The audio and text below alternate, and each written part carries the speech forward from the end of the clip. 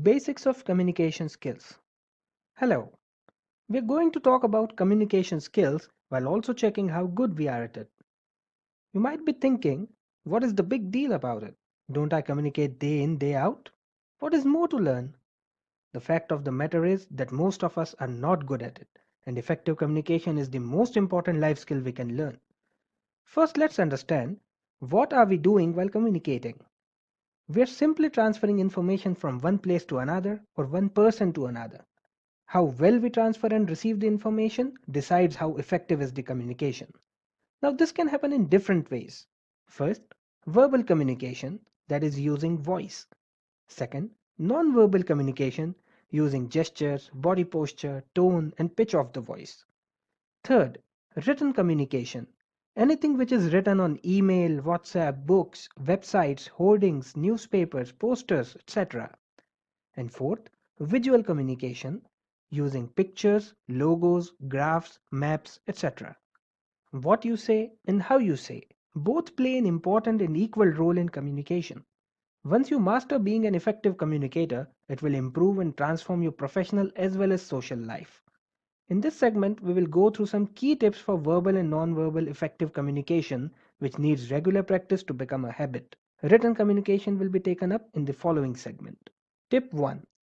Art of listening. Really listening. Learn to really listen.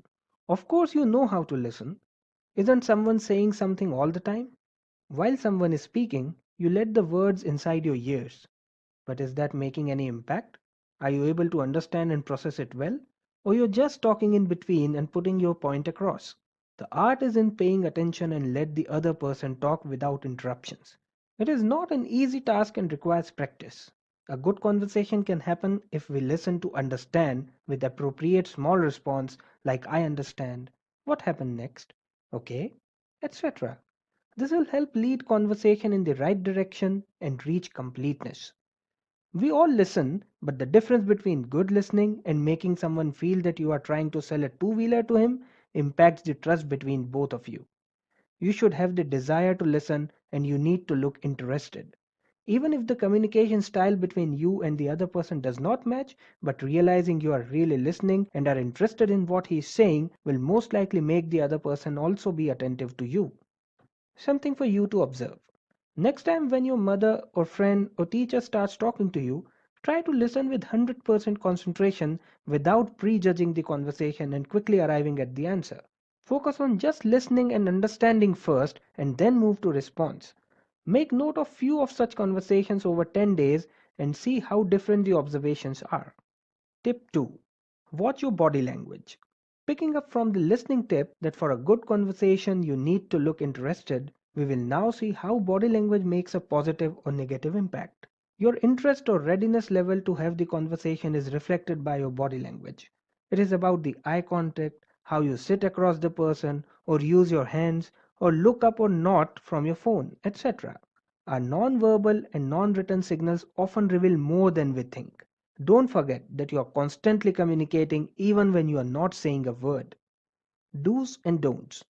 First, make eye contact, but don't stare. Second, don't cross fold your hands to your chest while standing or sitting. Third, don't constantly tap your fingers on the table or shake your leg. Fourth, don't keep moving or move both hands to express if standing. Fifth, believe that the mobile doesn't exist. Something for you to observe. Observe yourself while you are having a conversation with your teachers, parents, or friends to see how much of the above holds true in your case. Remember to correct it, and over a period, you will see the change. Tip 3. Don't use too much of like, uh, or long pause. Get rid of unnecessary conversation fillers which break the flow of conversation and make it uninteresting. It must be completely reduced for you to sound confident and in total control of the conversation. To cut out the fillers in the beginning, a good idea would be to practice what you are going to say beforehand. Something for you to observe. Start keeping track of when you say the words like uh, like, because, etc. Start cutting them out slowly from your communication. Tip 4. Tell a story. Story is a powerful way to communicate what you want to. Everyone likes listening to a story as they are interesting, involving, and easy to understand. Stories activate our brains and are more persuasive. Let me tell you the story about the sandwich.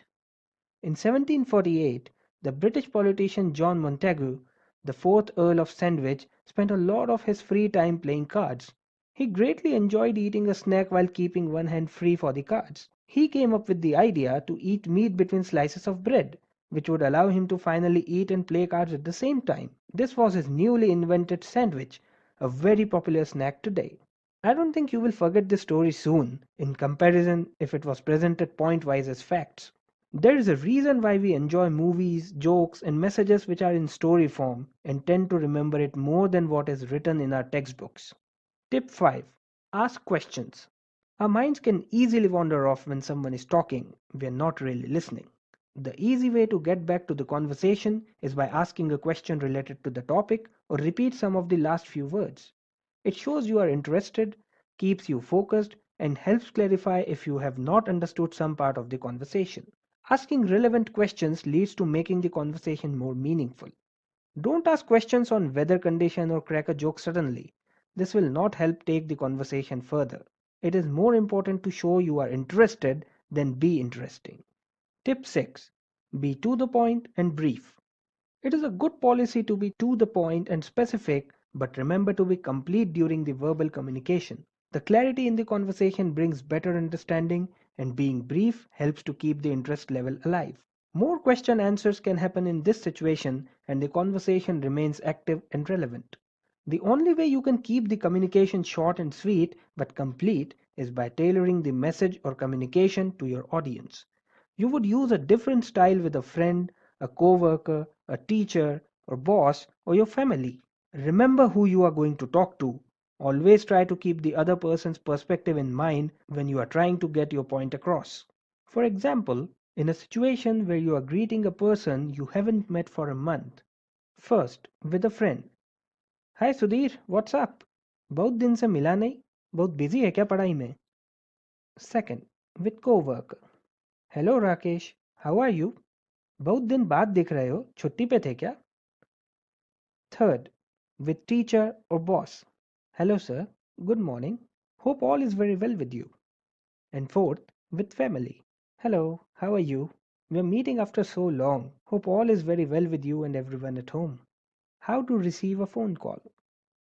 A lot of our work happens through phone calls, and we spend a lot of our time talking on it. There are some basic rules to follow for good impression and conversation. Rule 1. Answer the call quickly, within 3 rings. To keep someone waiting on the other side is rude.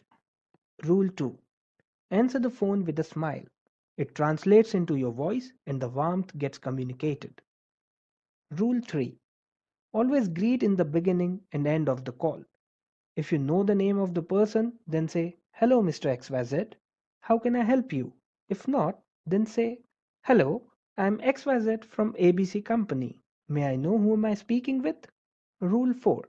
Speak clearly and make the conversation friendly but businesslike. Don't give long pause or use um, uh, etc. Rule 5.